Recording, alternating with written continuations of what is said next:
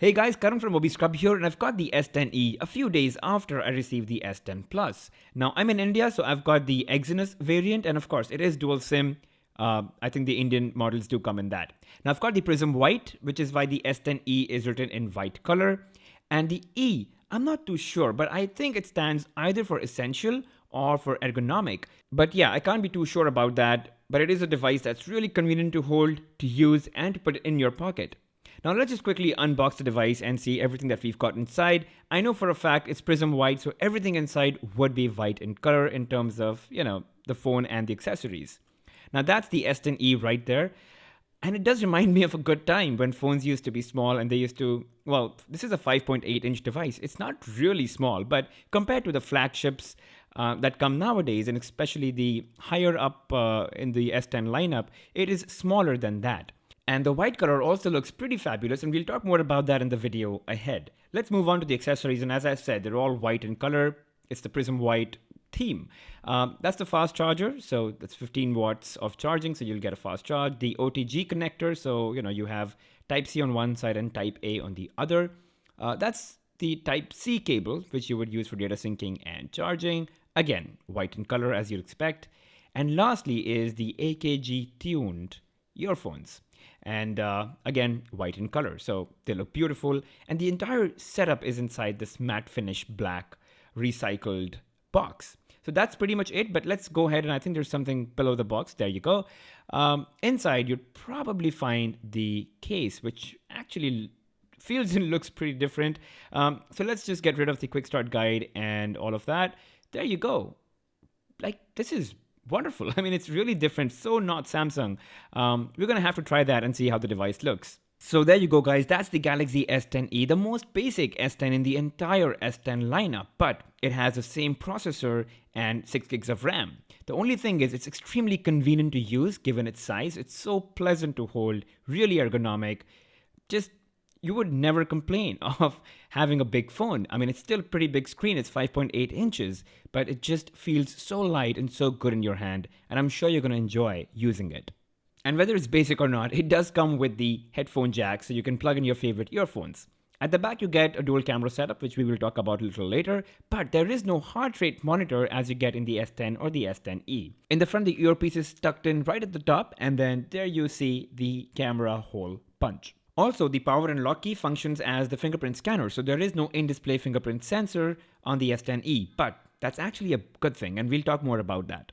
And let me also talk about the casing that comes with the S10e. Now, I'm not sure if this is the case that's provided across the globe, but here in India, this is the case that we get along. And I have to say, it looks actually quite funky, even by Samsung standards. I've never seen Samsung provide any of these kind of cases, but it's a pretty welcome accessory to have with your phone, and it really complements the Prism White of the S10e.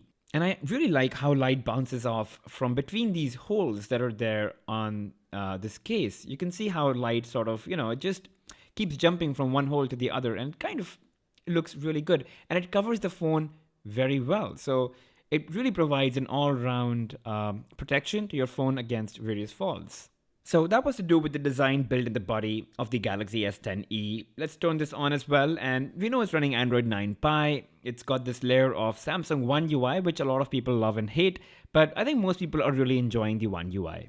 Just like the S10 and the S10 Plus, the S10e also packs the same Exynos 9820 processor or the Snapdragon 855, one of the most powerful smartphone processors up to date, but in a form factor that's a lot easier to hold and use. The trade-offs that you'd have to make are the screen size and the battery life. I mean, sure, if you really love the in-display fingerprint sensor on the S10 or the S10 Plus, then it might be a deal breaker for you, but honestly, the physical fingerprint sensors work a lot faster. In the S10e, Samsung's doubled the power button to also serve as the fingerprint sensor, so as soon as you place your thumb, you have it going. Now, the only thing that you'd have to get used to is the positioning, the placement of that fingerprint sensor is slightly higher than it should be, but yeah, it's something that you just get used to automatically.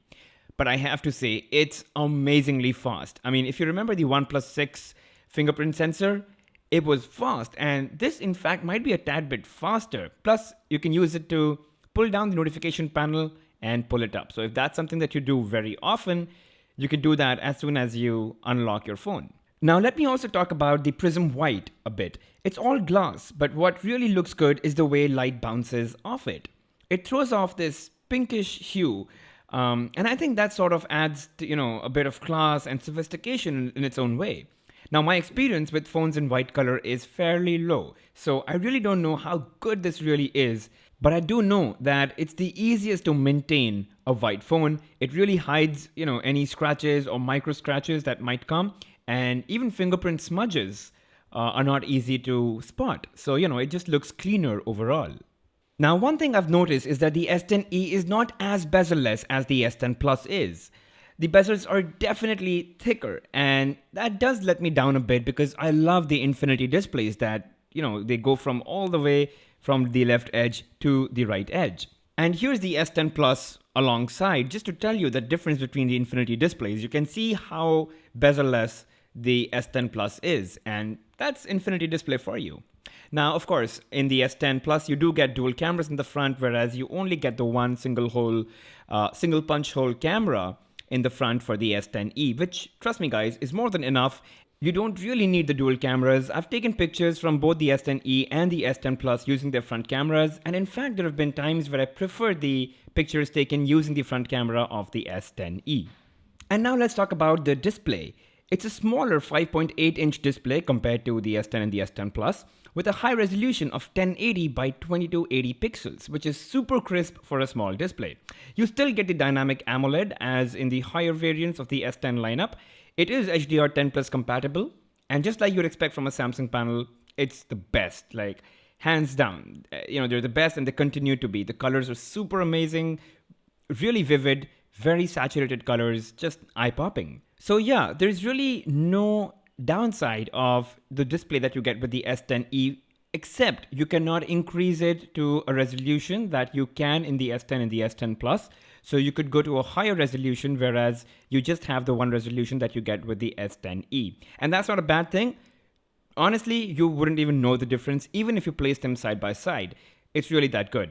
Now, I know that I spoke about how it's not an infinity display, but it's not entirely a bad thing. I've been using the S10 Plus as my daily driver, and the curved screen, it often leads to accidental touches with my palm, and it gets annoying and frustrating at a certain point. So I think that's one of the positive side to not having an absolute bezel-less experience. And in terms of performance, I've already said you do get the same processor. The only problem being that you do get only one variant in the S10e, which is 6 gigs of RAM and 128 gigs of storage. So if you want more, which you shouldn't actually, but if you still want, that's when you do go to S10 and the S10 Plus. The thing with the S10e is that it's got a 3100 milliampere hour battery, and that's not a lot. I mean, if you're a medium to heavy user, you're going to run out of juice before the day comes to an end. So you would need an intermittent charge. The good thing is it comes with fast charging. So, a quick 20-minute charge sometime between the day would make sure that you go to bed with some battery left. So it will get you through the day, but you would need that intermittent charge. So the only reason you might still want to upgrade to the S10 or the S10 Plus is if you want the ultrasonic in-display fingerprint sensor, or if you want the larger display, which is, edge to edge, the infinity display, or if you want a higher battery capacity. Otherwise, I think the S10e is the best value that you would get on the S10 lineup. And I'm not even going to talk about, all the other frills that the S10 or the S10 Plus come with, having the telescopic lens at the back. All of that, it's just, you could still get the live focus on, the S10e. So everything else that's extra on the S10 or the S10 Plus, they're just incrementally better, but they don't justify the price differential. So again, on paper, yeah, the S10 and the S10 Plus are definitely better devices. And if you do want the best performing, the best device, they're probably the one. But if you want a good value on the S10 lineup, S10e is the device to go with.